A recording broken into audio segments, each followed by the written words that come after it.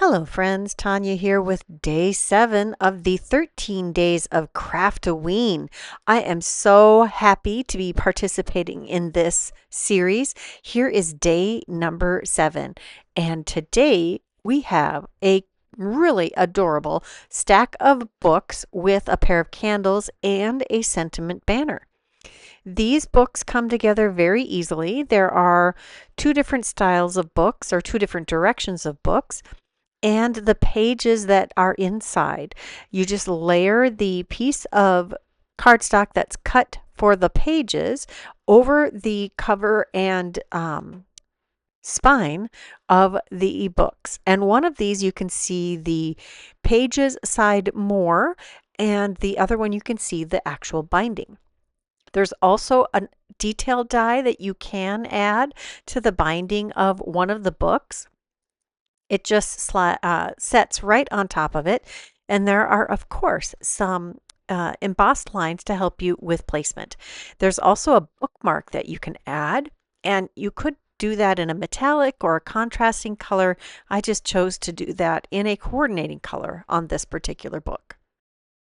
The flames have some layering pieces also, and I chose to do a yellow and an orange, and you could use the fallout piece of this teardrop shaped or flame shaped piece that has the details and add that instead of the outline, or you could do all three. I'm just adding a little bit of glue to the back of that fine detail piece before I adhere it. Once you have the wicks and the flames assembled, the rest of the candles come together very easily. I'm just going to add a little glue to those round circles that are the landing spots for the glue and adhere those to the candle. These have a nice little pool of dripping wax that fits very nicely over your stacked books. Now, you don't have to use the candles with the books, but it is a really nice touch. You can use the books independently of each other. You can stack them in either direction, and you can add the candles or not. I'm going to add the candles on top because I like how that looks, and I'm going to add the sentiment banner right over the candles, and that will complete this little grouping of images. I think these will lend themselves well to many different themes. We're going to use the pieced heart die. I just want that really big heart die, and I want to make a shaped card. So I have a piece of cardstock that is folded to create a card base that is about 5 inches by 6 inches. And then I'm going to run that through my die cutting machine. And I use some heavyweight white cardstock here, and it is not quite all the way cut through. I could have run it through again, but I chose to just use my scissor to help free this card base from the negative portion that I don't, or the positive portion, regardless, the part that I don't want attached anymore. I'm using my sanding block to clean up any of the extra rough edges, and the folded points do tend to have a little bit that I want trimmed off. Now I have my card base. I'm pulling out the Hero Studio stencil of the month. Now, well, actually, this isn't the stencil of the month. This is the extra if you get the Hero Studio, the whole studio. I have mentioned before, I do have a subscription to the whole studio for Hero Arts. I do love it. I have always gotten the Hero Arts subscription. And this month's really plays well with the themes of the 13 days of Craft-O-Ween. This this stencil has layering stencils for 2 or 3 different motifs here. We've got a cloud, like a mystic cloud here, and I'm going to use aged mahogany and fired brick to do some ink blending on the card front. I took a second piece of cardstock and die cut a full heart from that, and we're going to stencil over the whole heart with these layering stencils. Originally, I thought I was going to do both red and green, but I decided I didn't really want to risk making mud. So I actually didn't cut that heart out yet. I traced the die on this piece of cardstock And now I am doing my ink blending over this stencil, which I'm carefully masking the edges because I don't want this ink to get on other parts of this heart. And I start with the fired brick, and then I take the more detailed layer of this stencil and I layer on some aged mahogany. Now I'm going to move this stencil at least to 4 different spots total. And I'm just rotating it a little bit, and I do clean the stencil between impressions because I don't want to get the ink, I don't want it to transfer ink in any places that I don't intend for it to be.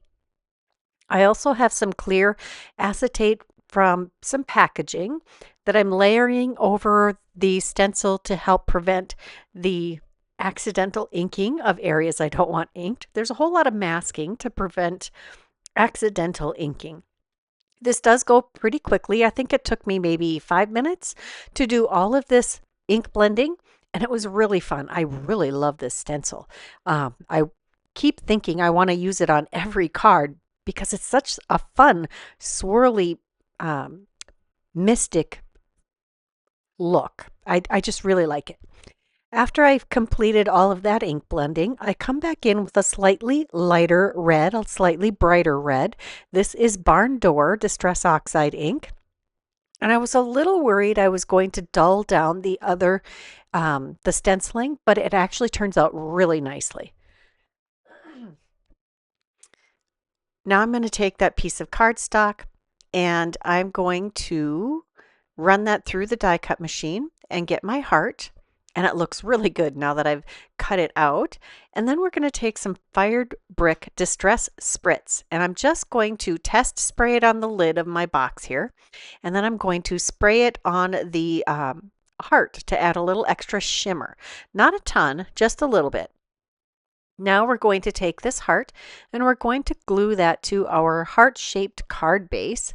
Now remember, we didn't cut the entire heart because we wanted that fold there. So I'm just going to carefully line up our stenciled and ink blended heart over the top.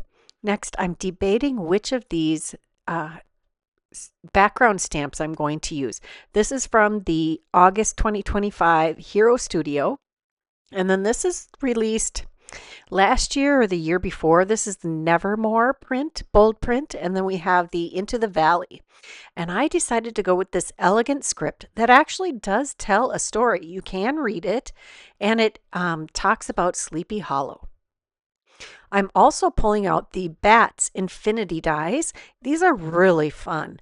I'm going to use those with this background stamp. I have a piece of black cardstock that I'm going to use my anti-static powder bag here, and we're going to do some clear stamp or use some clear embossing ink on this cardstock. I'm going to do this inking, and then we're going to heat emboss and die cut some bats. I have a piece of cardstock here that is about 3 inches wide and 6 inches long. And this works perfectly for that bat. I am doing 2 or 3 layers of the clear embossing ink to get a good solid impression. And then we're going to use some clear embossing powder to add a little raised accent to this impression. Just going to use my spoon to scoop that over the top. You use whatever method works for you.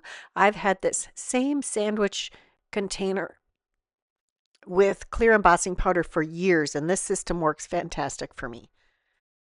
Now that we have the embossing powder all sprinkled over the top and tapped off the excess, I'm going to heat that with the heat tool until all of that writing is raised and shiny. And it's kind of magical to watch that powder turn from a grainy white to a shiny raised image. In this case, it's black because it's black cardstock behind it, and this is clear embossing ink with clear embossing powder. Then I'm just going to turn that in the light to make sure that I've got all of the spots heat embossed completely. Now that we have that complete, I'm going to take a slightly damp cloth and rub off any of that extra anti-static powder. And then I am going to cut out a bunch of different sized bats from that bat infinity die. I love that die set. I just got it. I've been having my eye, I've had my eye on this die set for a while, and I keep putting it off, thinking, oh, I can get it later. I have other things I need to buy. And sometimes you just need to pull that trigger and get those items. It was perfect for this card. So I took the largest of those bats, and I'm going to save the rest of those. I might use a couple on the inside of this card, but the rest I'm going to save for later. I am taking a few layers of cardstock. Now, this is a fairly lightweight cardstock that I'm adding for extra dimension behind our bat. Just adding a couple more layers here. I think it ultimately was 4. If you were using a heavier black cardstock, this one is only like an 80-pound, maybe 65-pound. I wasn't paying too much attention to the layers that I was adding. Fairly sure it was a cheap black cardstock that I've had in my stash that I don't use for much else. Just going to add glue one more time, and then we're going to glue this to our heart. This is look very creepy. Rather brimstone and fire. That's what it's kind of looking like to me, which works with this whole spellbound thing. I wanted it to be kind of a love card, and yet still be kind of creepy, which is, it's fun to do a variety of different reasons for the spooky season cards. Now that I have the front of the card complete, I'm going to open it up and stick it onto the sticky mat inside my Altenew Stamp Wheel 2.0, which has the side that comes off. We're also going to use that clear stamp and die of the month from the Hero Studio from August 2025, titled You Are Magic. And we're going to take a sentiment from that stamp and die set, and we're going to add that to the inside of our card.